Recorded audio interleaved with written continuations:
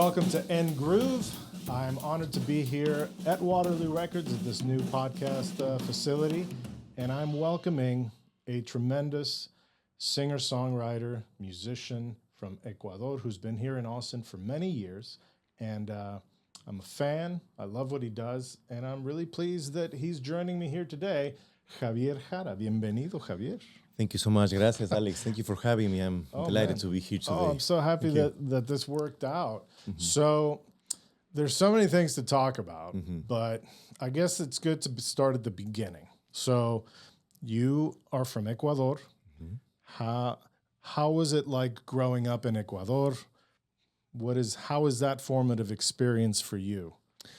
Well, certainly it's formative in the sense of what I became later on, not just as a musician, but as an activist too.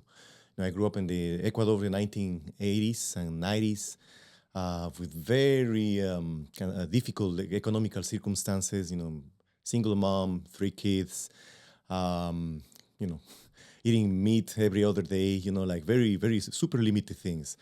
And that it made me later on connect the dots of what was happening in my country and in Latin American, particularly in the global South in general, when it comes to things that have to do with the social injustices that have been happening and are still happening. And then I was always listening to music. I come from a family of kind of like non-formally trained musicians. Like everybody sings by ear, and like have like aunts that sing in three-part harmony, and no one reads music, but they just know what voice to put in a 3-part harmony. They have it in their ears. Yeah, have it in the ears. My grandmother was kind of recognized singer, but in the kind of like a tertulia musical, like a small circle. Same thing with my aunt Toya, and I grew up with that every weekend. In family gatherings, like bonfire. People like drinking, but still it was a beautiful experience. In spite of all the things that were going around, I always had the light of listening to people playing and singing. And that grew on me naturally, Sure. But I couldn't afford for a like a guitar teacher or private lessons or anything like that. So everything was basically always by ear. And then I connected the dots, as I say, like the context in which I was growing, but still having music as a balm of dealing with all of that. Yeah. And then later on in my life, putting together music to speak out about the issues, or as Nina Simone puts it, like to reflect the times. Yeah. So as an artist. Yeah. Mm-hmm. So what part of Ecuador were you from? Cuenca. Where were you born? Cuenca. Southern Highlands, 4 hours from the Peruvian border. Okay. Peruvian-Ecuadorian border. And what was going on politically at that time? It was like the booming of neoliberal policies. Like the IMF. Always suggesting the governments what to do with, of course, pressures that were unavoidable. But the things that were always the advice was cut down salaries, stop spending in education, stop spending in infrastructure, or you need to honor the debt of the external creditors, which was always in the favor of rich Ecuadorians and rich Europeans and U.S. Of folks. course, undercut the most valuable things for your population. Right? So we are dependent forever. Of course, that was always a thing that was happening at the time. And you could see it, you could feel it. I didn't know why it was like that. It was just normalized through the media. Most of the candidates were center or right wing. But the music was telling me something else. The music I was listening, music by Javier Jara, Violeta So Parra. that's what I wanted to go into, because what is your first musical memory? Clearly you had your tias and your mom and people sang. So what is that first musical memory that you have?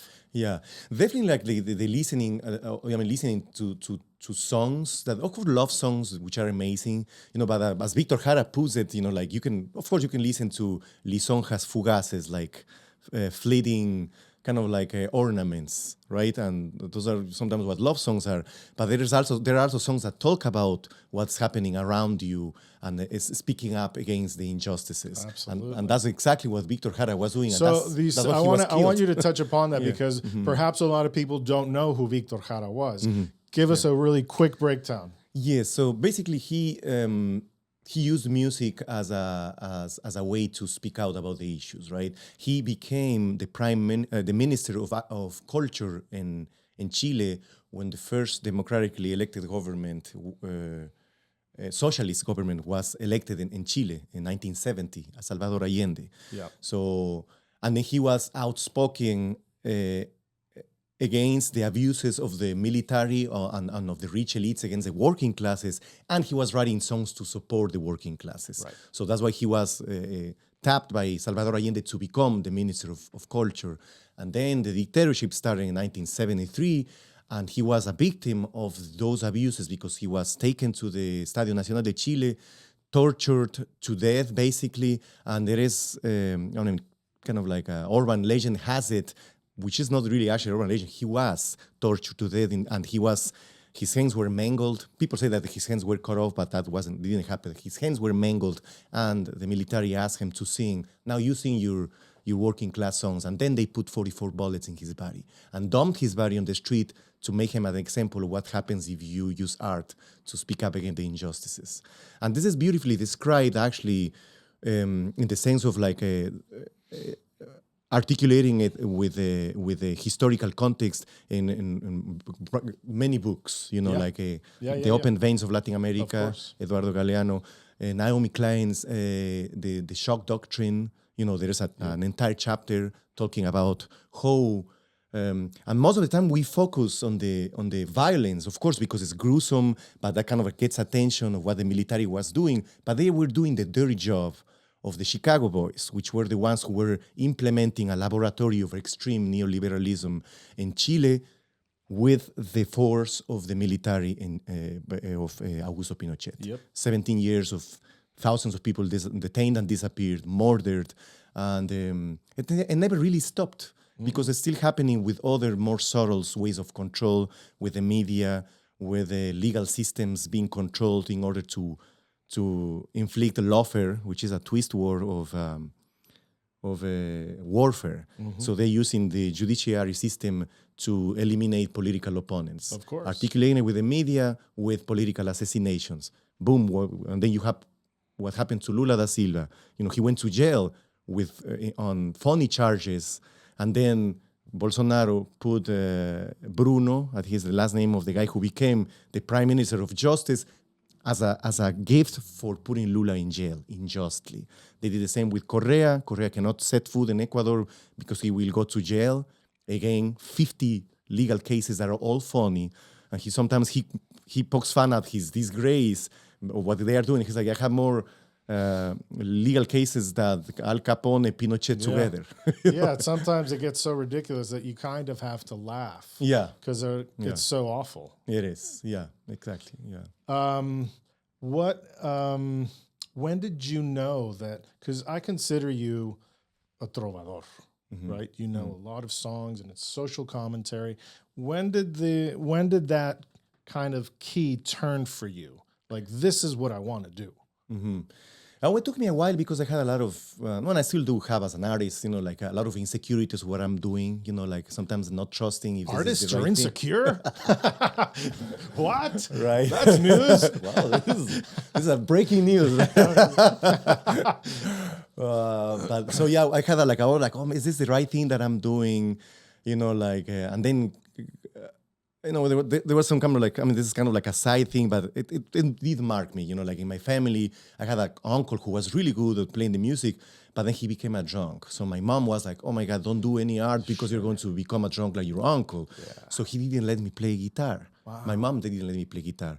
And I had a stepfather who had a guitar, but he didn't want us to touch it because he was just very selfish, right? So he would put his guitar in a cabinet with a key. Lock and key. But of course we figured out how to to open it up. So I play the guitar. So my key was not, my metaphor was actually fitting. Yeah. Exactly. And then I went in and I used the guitar, and before 6 p.m., before he came back from work, I had to put it back and pretend I never touched it. Oh, so yeah. it was kind of like a sad, real story of what a Coco situation, like the movie that they didn't let him play music and everything like that. But it was actually real, you know. It is real. And then growing up with I need to, and then I started listening to the songs of Violeta Parra and Victor Jara, Silvio Rodriguez, and it struck an amazing chord of like, oh my God, beautiful poetry, beautiful music, very engaging, and this is what I need to do eventually. You know, I was like, again, insecure of what I was doing. Can I actually do it? And but I was being told no, because there's something just like you will just like not do anything in your life. You become a that's musician. normal. That's still the case for any artistic endeavor as people start to develop, right? Like, no, you can't do that. That's not a career. Which, yeah. you know. And then this kind of like, I mean, it's kind of difficult for me to talk about what I'm about to tell you right now. But you might have heard, or you might have like experienced it. But there's a lot of racism and mixed races in Latin America. Like mestizos are the most 100%. Racist people in the world. You know, like I grew up with people, like my grandmother was like dark skin. She was still able to speak Quechua, but they would hide her. You know, I remember like the song that I used to sing with a good fellow musician of mine, Rey Arteaga, and the song is like something about la abuelita. And the song talks about the family hiding the abuelita because they were embarrassed of her, right? And I grew up like that. You know, I listened to those things, and they told me that too. You know, like they told me to be ashamed of my Your Native roots, American your roots, heritage, and always prop up my European roots, because as a mixed race, I'm like half Native American, half European, Sephardic Jewish. You know, like all of these mixes things together. But they were always like making me embarrassed of what I saw in the mirror. Well, absolutely. It's very common. I mean, it's a result of colonization. Exactly. In Mexico, you see that it's, you know, there's an expression for it, like there's something or other de los 500 años. Yeah, la larga noche de los 500 años. It's not that, but it's like there's this 500 years of colonialism and repression to a huge indigenous population, but it's suppressed and suppressed and suppressed, and the white gets glorified, right? And los indígenas, the indigenous things, those are less. Or those who have a clear heritage, like a genetic like makeup, you know. I mean, I actually read, not recently, but like a while ago, some political commentary by Isabel Allende. And she said, like, basically, classism is a euphemism for racism. Oh, yeah. Because when you go to Latin America, the lighter your skin tone, the more the fewer people that there are, and the more in the social economical scale 100%. And political influence and financial influence are. The farther you go down, the darker your skin, the bigger the mass, and the least opportunities for education, for like financial independence. Absolutely. Yeah. And unfortunately, racism is something, it's a global problem. It is. It's not just one place. It's everywhere. And it's in places, just like you mentioned, in ways that we don't necessarily think of that way. And you see that in Latin America with telenovelas. Oh, yeah. Like, always the cueros. It's all like these blonde, beautiful white people. And then, you know, the more indigenous people are always just the maid, or, you know, it's that classism is like pushed all the time, constantly. Absolutely. It's so strange and very unfortunate.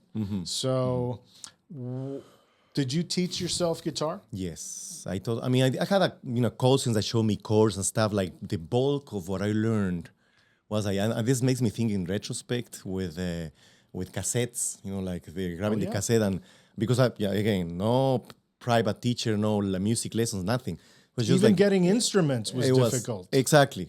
So I actually got my first guitar when I was 16. My father gave me a guitar when I was 16, but between like 13 and 16, when I was like first times like stealing my stepfather's guitar, I was listening to that and grabbing the cassettes and listening to songs and learning everything by ear. Yeah. And in retrospect, I was like, sometimes I was like, oh, maybe I had YouTube videos to teach me how to put the chords on the hands. Then maybe I wouldn't have learned anything. Exactly. And I would have spent my time and make my mental health worse by being in social media, which is Absolutely. affecting greatly, youngsters now. Everybody. I'm affected too, Absolutely. and so with that limitation, actually was like a blessing in disguise because the only way to learn and to get better was to listen and learning by ear. You rewind it like those 2 seconds and you figure out the chord and then you learn songs that I still remember and I don't need to revisit. Sometimes I just can play them. Yep.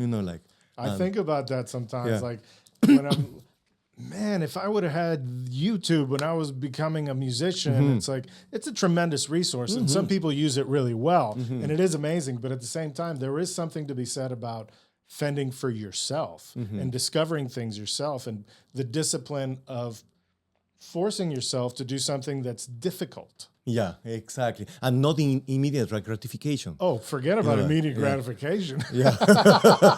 You're lucky when you get gratification. Exactly. Get off my lawn. Exactly. Painstakingly learning like songs but it didn't feel painstaking. It felt joyful, it felt like forgetting about what was going around you. Absolutely. And I still have a kick of just learning things by ears. No, there are great devices right now. I mean, apps. I mean, everything that has to do with technology is a tool. I mean, you can use a hammer to kill someone, or you can use it to fix a chair. Oh, yeah. So depending how you use the tool, right? Oh, yeah. Of course, they're doing that using human psychology and mental engineering to make you be hooked with those things. That's Absolutely. a chapter of different conversation. That's a different topic. A long one. A long one.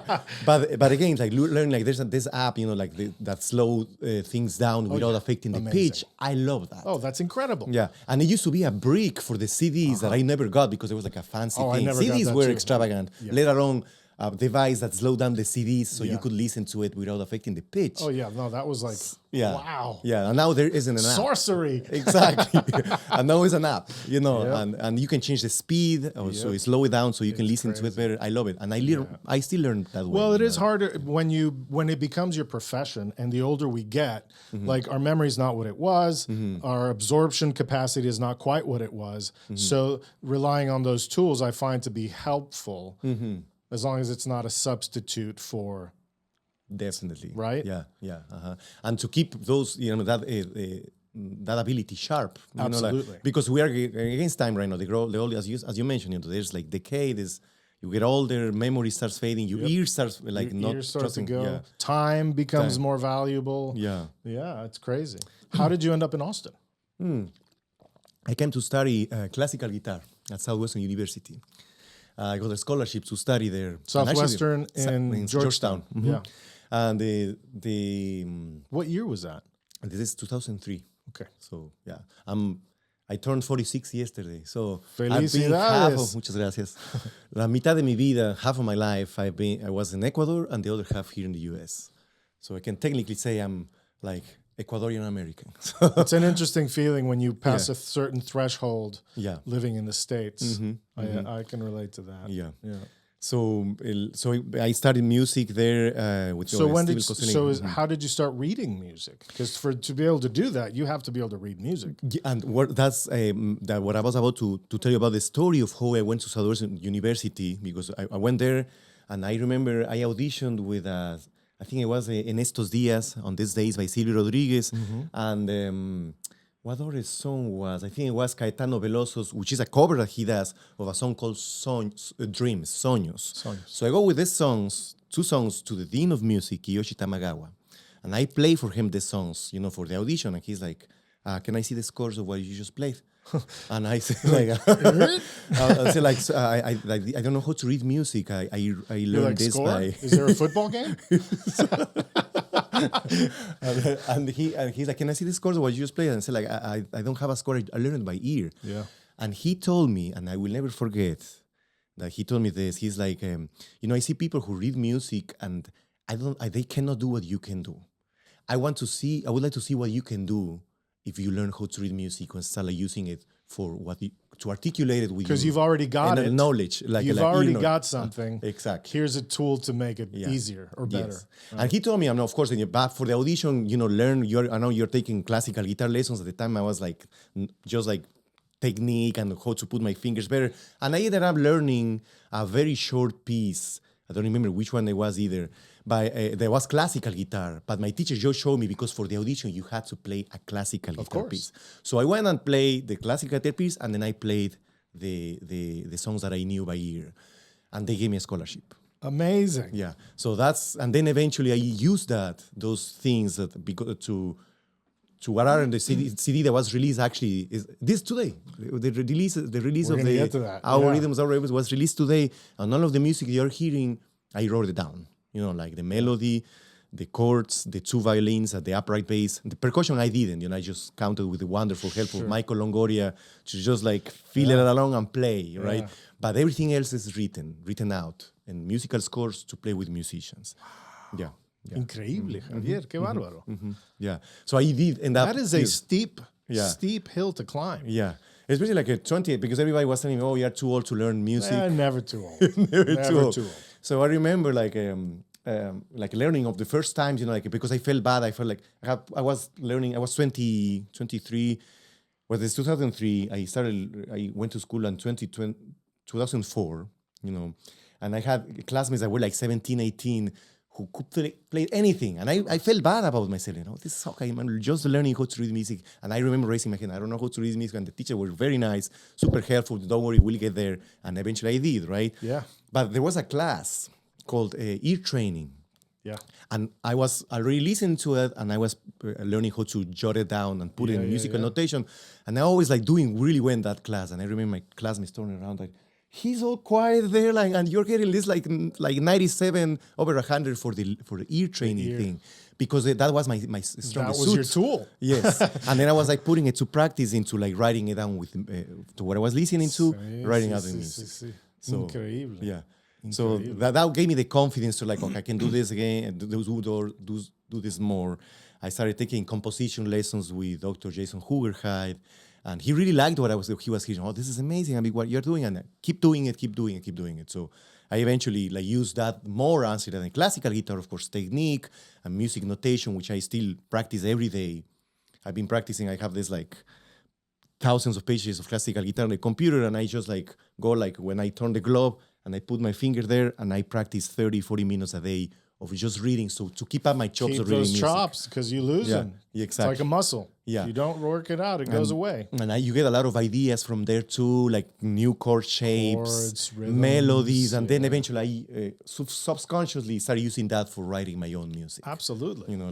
Fantastic. That's great. So let's fast forward to Los Bohemios Perdidos. Who were Los Bohemios Perdidos? It was Carlos Ufret, a wonderful friend from Puerto Rico, and me, and we started just putting things together.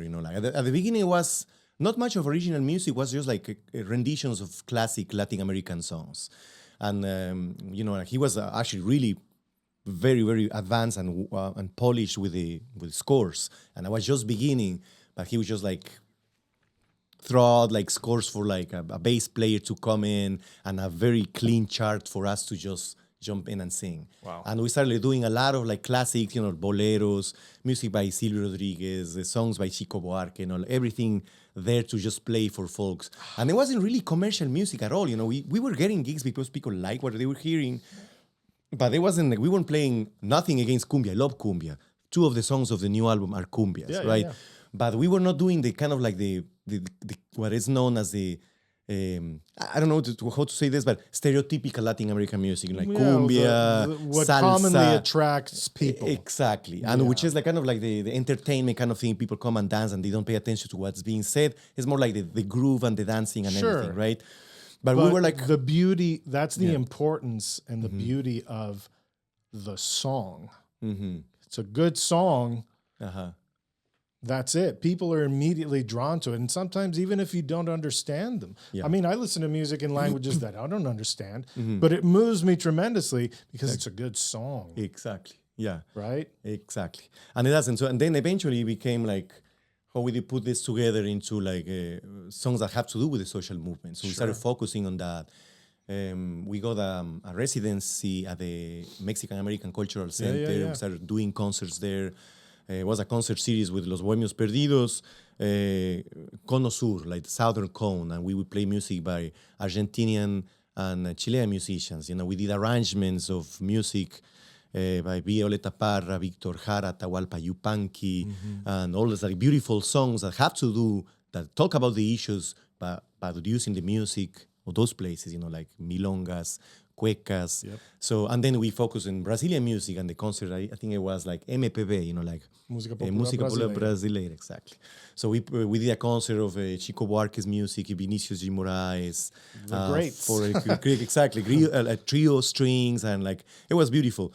And well, actually, when we did the first concert, which was the Cono Sur, playing tangos, and that's how we actually met some of the musicians that eventually came and did the recording. Wonderful, beautiful friends, Christabel Lin, Camille Schies, Lee Lupenhout, and we just started getting in touch with people who were like, oh, what is this, what you guys are doing? And they loved it, and kind of like, it gave us like, oh, this, if they like this must be also good. It's encouragement. Encouragement. Because that feeds, because we're so insecure. As an artist, you're exactly. insecure, and you're doing things that are different in a place that's foreign anyway. Yeah. So you're kind of self-conscious as it is, right? So Exactly. when you get a positive reaction, it's like, oh, yeah, you're right. This is great. Yeah. We're doing good.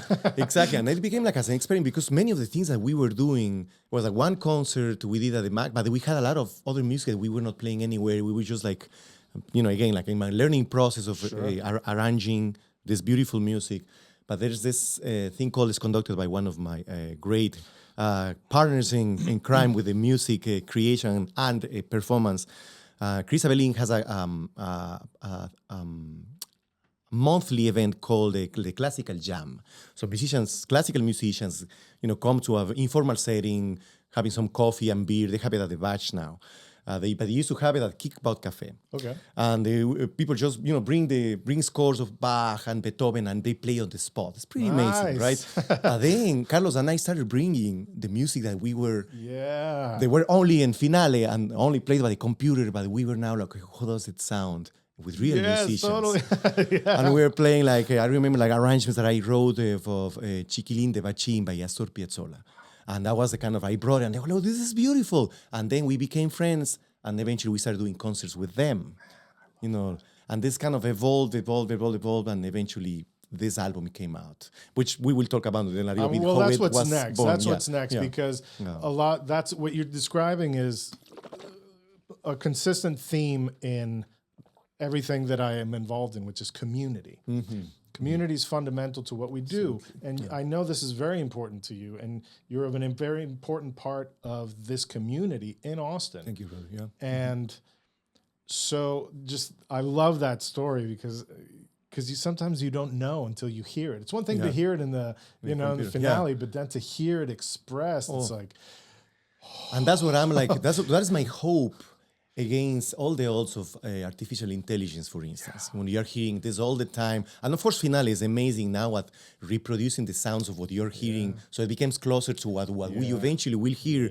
But nothing compares to human emotion, playing the music. Interpretation. You cannot put a price to it. No, you cannot. You cannot put like there's no NFT or tokens or whatever, or like if I don't know if it's artificial. They start writing social songs that are more moving. I doubt it, and I don't think so. There's nothing like community and people coming together one-on-one, face-to-face, like we're doing right now. Yep. And even talking to me about all of this is kind of like, it feels kind of like liberating, because most of the time it's like I can do some comments on social media and they go some ways and you stay connected. It's a tool again. Yeah. But again, there's nothing like a real human contact. No, and there's nothing there's nothing to create more confusion and misinterpretation than text communication or comment sections. No prosody. You have to. Definitely. You have to. So, speaking of community, so I discovered this record of yours. I thought it had already been released because you had a beautiful show. The record is Our Rhythms, Our Voices. Correct. And the story behind that is you collaborated with your community, right? Tell us that story. Basically, that's exactly what happened. And it's a manifold collaboration and community contact. Of course, with the musicians, but what prompted that more importantly with the community itself, and specifically with the Latin American community. Of course.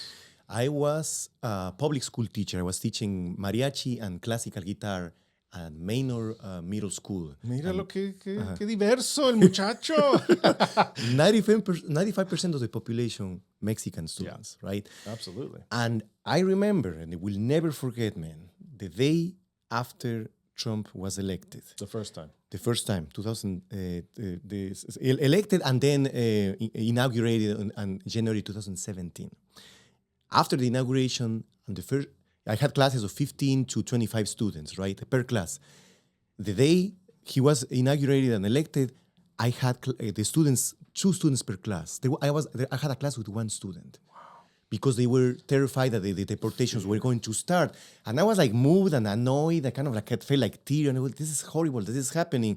But honestly, I thought they are exaggerating a little bit. This is not that bad. That's what my thinking was.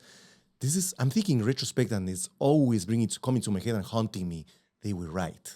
Because it doesn't happen overnight. Fascism is a little sneakier and any kind nuanced. of system that happens, and you've seen it in Latin America over and over and over, Yeah. it doesn't happen overnight. Mm-hmm. Es un proceso gradual. You got to get people used to things and limitations, and then suddenly, next thing you know, shit is different. So the students and their parents were prescient in a way, like they were like seeing what was going to happen 10 years later, right? So this whole thing start happening, all through the first term of Trump, you start hearing this horrible vitriol against Latin Americans coming from the president himself, saying that Latin Americans or Mexicans specifically are drug traffickers and rapists. And my students and all of us were like horrified what we were hearing. People were crying. I started having students who were coming from the first wave of migration of the kids that were left at the border coming by themselves. Because sometimes they put them in the border too, and then they came and said like students who I knew were newly arrived from Honduras, from Guatemala, from like places in Central America. And this is like, I was like, how can I use what I love to do? What I've always felt strongly, which is using music as a way to speak up, speak out about the issues. So that was what we articulated. Or like, okay, we're going to start using music, but we are not going to be. I don't want to be confrontational because it's already enough confrontation. Yes. I don't want to be polarizing. I don't want to be like fuck eyes, which actually fuck eyes, right? Absolutely. But I didn't want to put that on the songs because then you just end up. You fall prey to the game. Exactly. Because that's what they want. Yes. They want to pin us against each other. Then they got you. They have an excuse to get you. Yeah, exactly. Right? Yeah. Unjustified, violating all kind of human rights and civil rights, but they can say like, oh, this person is saying this, it's a violent speech or whatever. They get you. Or worse yet, you become violent on the street, you start throwing things, they get you. That's how they know how to control you. Exactly. I think it was John Lennon that said that. Yeah, yeah. Well, so one of many people. Many people who have kind of the same idea. Same idea. Yeah. So we're like, how do I use music to articulate protesting, but in a very subtle, nuanced, beautiful way? And it was like, and my wife and I came up with the idea, right? Jane O'Brien, she studied the Latin American studies and journalism. So we're going to interview people from different walks of life who are Latin American immigrants who now live in the Austin, Texas area. Yeah. So we interviewed people from Argentina, from Chile, from Ecuador, from Mexico, from Colombia, from Brazil. And they poured their heart to us in an interview, 2-hour interview that Jane recorded. Then my friend and wonderful songwriter on his own right, Yair Duran from Topolobampo, Sinaloa. He lives in Guadalajara. He's an amazing musician, right? And I tapped him and said, like, Yair, listen to this interview and write a poem about it, each interview. And then I grabbed the poem and ran with it and set music to it with a string arrangement, which is in the album that was dropped today, right?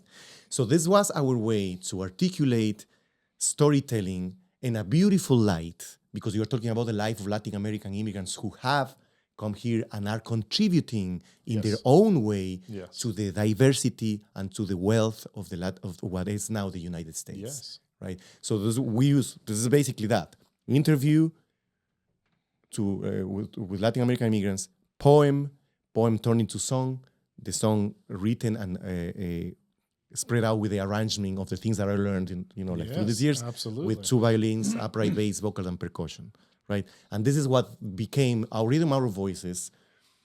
And it, again, because of the collaborations with the string players, then I got to meet people from Austin Unconducted, and they brought me in for one of the shows that they have at the KMFA studios. I think the name, I don't remember the name of the place. I remember what the story is about. The person they named the place after, Right. which is connecting kind of a circle, is an African American kid who went to his door, opened the box that was outside of his door. That's right. And he died, right? That's right. And yes. yeah, horrible. Tragic. Absolutely, yes. And the name, they named the right. KMF studios after I remember that, yes. And actually, now that I'm thinking, right, connecting the dots, like one of the bass player on Austin Unconducted, our good friend Dana, she was the teacher of this kid. Right. And there are, there are pictures of him, proud of her students, right? Yes. And so anyway, we played it the first time there. Only 3 songs from this project was already being fleshed out, and we were already putting out the songs, having the arrangements. I collaborated with Austin Unconducted's house composer to do a co-arrangement because he adapted the original arrangement, put the violas and cellos to fit the orchestra setting. And boom, we played it at KMF Studios, 3 songs, which was a resounding success by the reaction of the people, right? And then I used, this idea to keep on expanding. And I was like, let's do that with the 12 songs. So we applied for a grant with the city, Elevate grant, and then we were able to actually bring this whole ensemble with us. And I collaborated with musician Christabel Ling. She co-arranged 2 songs with me of this same sets of songs. Yep. Camille Cheese, same thing. Nick Montopoli, 2 songs. Carl Mitze, I don't always forget his last name. And so all of the songs co-arranged to fit the orchestra setting, the orchestra format, were presented at the Long Center on September 2024. I was there. Oh, I'm honored that you were there, man. I didn't know loved that show. I was there. Oh, man. Because you had sent me you sent me the record because I was going to play it on Horizontes.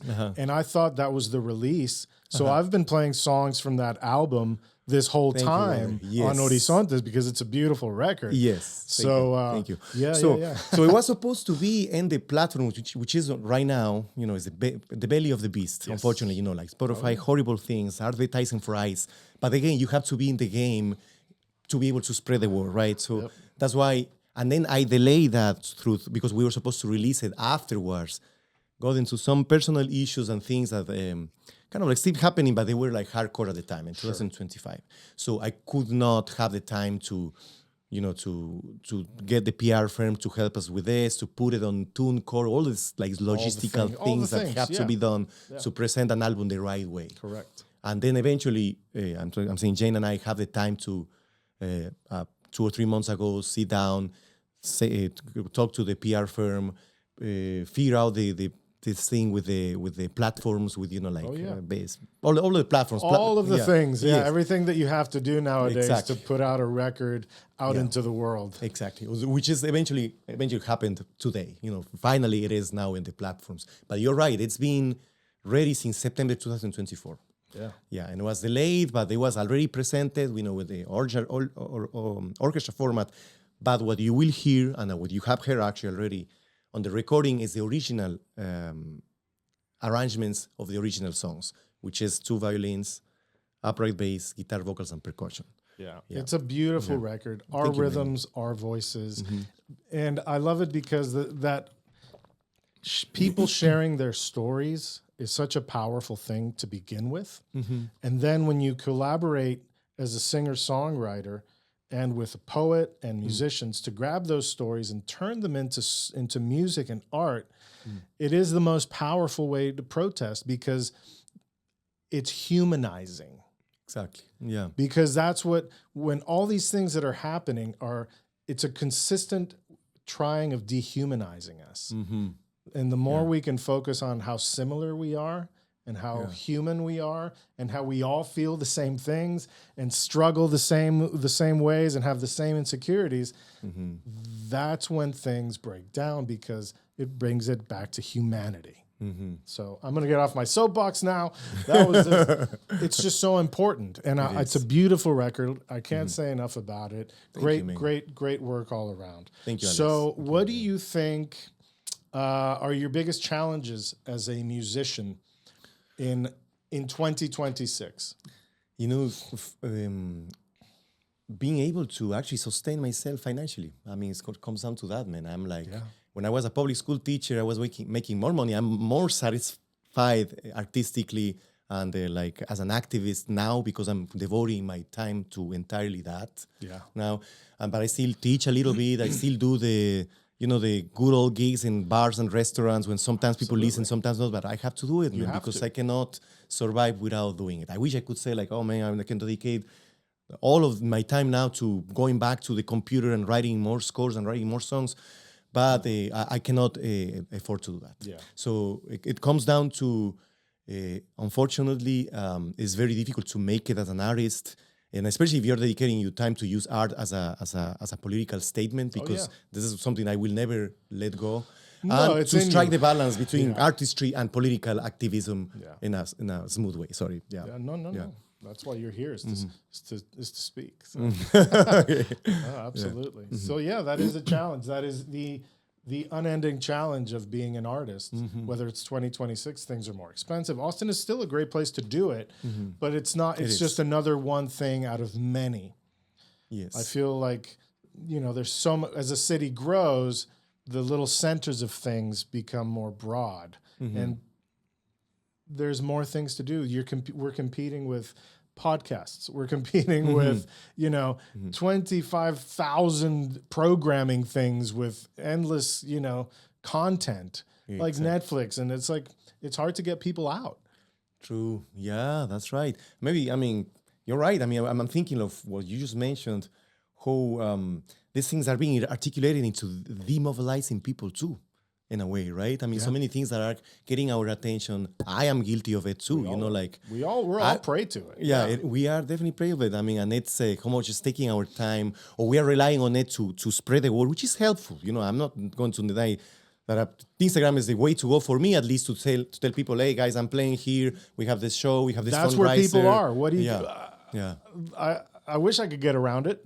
But that's where people are. That's exactly we're all in there. It's not they. I have an Instagram account. Exactly. And we have to use it as a kind of like a free-ish way. I mean, if it's free, you're the product, as they say. Most of the time it's true. And it is actually. It is. But it's an easy, usable thing to spread out the word, And in that vein, I mean, it sounds like self-advertising, but it is important for people to follow us. Like follow, like Waterloo Podcast, follow Alex and Marrero, follow Javier Jara on social media, because what everybody's using, and that's how we stay connected with the community, for people to know what we are doing. And so we get more work. And we give alternate perspectives. And alternate perspectives too, Or people who might want to collaborate too, at any level, performance-wise, get involved in the community, find people, like places that might be interested in listening or having us to perform the music that we have. I mean, we gotta use that's where, it from within. That's where it is. So just to wrap it up, I have an interesting question, because you have such a clear identity musically and your background and how you express yourself and your influences. So what is a guilty musical pleasure for you that people may not expect? Like, what's something musically that you listen to that could be totally unexpected, or you're kind of like, no, sí, pero es que sí me gusta ese. Of course. The musical guilty pleasure of Javier Jara. Musical guilty pleasure of Javier Jara. Something that right now is common, is mainstream, and everybody is like, I love to listen to this. But when he started, and I'm going to tell you, my brother, I'm going to introduce in a way that I create expectation. So this is 2017, 18, and my brother shows me this artist, this song, and the guy is coursing and saying very crassly, like sexualized things in the songs, and I don't want my ears to hear this. This is trash. Stop it, right? But then I start listening to his songs more. And then he's like throwing in things that are like surprisingly political and subtle in a way, even though he's still, because it's kind of like the nature of the beast. He was young at the time, this musician. I'm about to tell you who it is. I already know who it is. So he at the time was like, it was kind of like more niche, in Latin America. People didn't know who he was here in the US. But then I started hearing songs that he's talking about even he was dressing as a woman to defend woman's right and the right to this is my body, I could do whatever the hell I want with it. Yeah. To talk about violence of like male violence against like woman. So then he drops a song that I was like, oh my God, this is a 23-minute song. And then because it was attached to a documentary that's talking about the blackouts in his country. And it's the music of Bad Bunny. I am a gigantic fan of his work. And again, and this the reason I keep saying this is a guilty pleasure because I run into many musicians who hate his guts. Why? Because I don't know if you saw the Tiny Desk. He's not like a the performer, the deliverer. He needs, when you listen to his records or even live at the stadiums, he's cute. He has like technology help him project and get in tune and everything. But that's beside the point. He is an incredible lyric songwriter, storyteller. I love his melodies. I love his rhythms. And now he's using his music to, in a beautiful, subtle, majestic way, talk about the issues. I think he is like amazing. And I love Bad Bunny. So yeah. I couldn't stand Bad Bunny for years. I couldn't stand him. Yeah. Yeah. No. Yeah. And really what flipped me was his last record. Wow. Debí tirar más fotos. Yeah. It was actually Leah Crockett, who is the daughter of Michael Crockett, who was the host of Horizontes for Michael, 35 years, Yeah. who was gracious enough to impart the show to me. Yeah. And she's like, "Are you going to play Bad Bunny on the show?" You were like, what? I'm like, ha ha ha ha. Yeah. And I sat down and I listened to the record. Which one? Debí tirar más Debí fotos? tirar Yeah. más fotos, Oh. and I was blown away. And after what it did for me is I did a little dive into kind of what he's been doing. And his early stuff still doesn't do anything for me. And even a few songs, the more classic reggaeton stuff on the record, I'm not that crazy about. But what he is doing right now, I think he is an artist who's just getting started. Yeah. And what he's doing for his country and for people and Latin for America Puerto in Rico, general, for I mean, and for the global South. embracing his roots and incorporating all that, like I have been flipped because there's depth in something that seemed completely banal at first. Could very well have been the case. He was also young, like he's only in his 30s now. Exactly. And what I saw actually what he was doing at the beginning, and that's what I'm telling you, because this is how I was introduced to Bad Bunny. My brother was like, listen to this kid, he's amazing. My identical twin brother, Gustavo, right? We turned 46 yesterday. And he showed me this song. I was like, first I was turned off because of the crassness of talking about like body parts and stuff like that. And my kids were there like, turn this off. I was so prudish, like, Sure. Don't do that, know. But then, during that same weekend, like the same time, I started like listening to the songs. It was so groovy. And it's like kind of like, it started gaining my heart immediately because of how groovy and smart. And I started like cracking up, listening to the lyrics of how funny he is. And then it became something that it's actually personally fond for me because in 2022, I went with my teenage son to see him in San Antonio when he presented Un Verano Sin Ti. Right, and during the pandemic, he was dropping album after album of amazing music. It was el Yo Hago Lo Que Me Da La Gana. It was like Los Que No Iban A Salir. It was this album with a trailer on it. I don't remember the name. But those were things that I have fond memories because I was with my family all the time, trapped in a way because we couldn't play music. It was a very miserable time as artists, as musicians, that everybody was scared. And I have like these memories of having, like my kid before he became a teenager in the house and listening. So I'm teary when I remember that, man. And now again, Debí Tirar Más Fotos was dropped at the beginning of the most difficult year of my life, right? And then it's so difficult, man. Yeah. Well, that's an interesting guilty pleasure because it's not that guilty anymore. It's like now it's like everybody's like, Now yeah, Bad everybody's Bunny. like, I love wow, he's- as Bad Bunny puts it, everybody quiere ser Latino. Es Love verdad, that. es verdad. Yeah. Well, everybody always wants the perks. But, Yeah. so yeah, I've gone back and I have a broader appreciation because he does have depth and meaning and conviction, and I respect him. So Exactly. that's enough about him. So what can people expect in 2026 from Javier Jara? When I have a batch of songs that have been coming up that have to do with kind of full circle again. And one last thing about Bad Bunny, actually, I saw a video that moved me so much of people in Gaza waving the Palestinian flag and playing Lo que le pasó a Hawaii, talking about like all the things that happen when gentrification at first and eventually full-blown colonialism and using extreme force to deprive people of the right of being, of existing. Palestinians playing that song in Gaza. I mean, totally moved it. So I've been writing songs that have to do with the things that have been happening in that part of the world. I've been writing songs that have to do with my personal life, that have to do kind of like, again, full circle, things that are being difficult for vulnerable teenagers, things that are with social media, with substance abuse, things that have to do, all of the things that we are being faced right now and in modern times. So it will be an album that will be a mix of both, continuing the things that I've been doing with social movements and extending it to the global South in general, not just Latin America, because people are dying, not just crossing the border, Rio Grande. One of the songs of Our Rhythms, Our Voices, Rio Bravo, is people who we couldn't interview. Of course. Right? And we interviewed 11 people, but one song from reading an article of a daughter and his dad drowning, trying to cross the border. That's happening all the time, and it's happening of people leaving Africa and drowning on the Mediterranean. Yeah.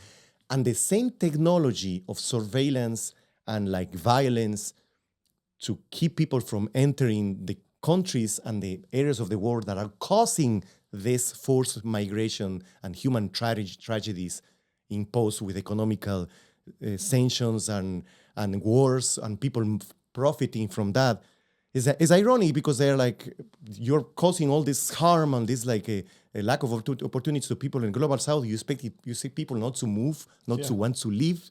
And that's what's happening right now. So I want to talk about the issues of the global South way more in the next album and also on my personal experiences as a father too. I love it. Yeah. I look forward to it. So I'm really happy that Our Rhythms, Our Voices is officially out. And yes. Are you going to do any other shows at that same scale as the one you did? We hope, and exactly it comes down to actually, it's actually a matter of just money. We are hoping, we have been tapped by different universities and places, and they're telling us, we're getting the budgets cut off, but we cannot bring this large of an ensemble, and these things. And so we're hoping that we will be tapped by like cultural center or like dreaming, Sure. Places in different universities around the world, or different places in the United States that will be like, can you come and bring your project here? Yeah. Like play with the orchestra, local orchestra. Exactly. Or something to make it logistically more feasible. Resources. Exactly. And those collaborations are always amazing. Expands community. Because the arrangements are just ready to be played again. Yeah. The music is in my head. I just play everything by memory. Amazing. Yeah. Well, Javier Jara, thank you so much for coming here today. Alex, for being muchísimas so gracias, man. Thank you so much. Thank you. Por tu música, por tu espíritu. And I look forward to hearing more from what you have to say. Gracias, Alex. Hasta la próxima. Encantado. Gracias. Muchas gracias, loco. Gracias.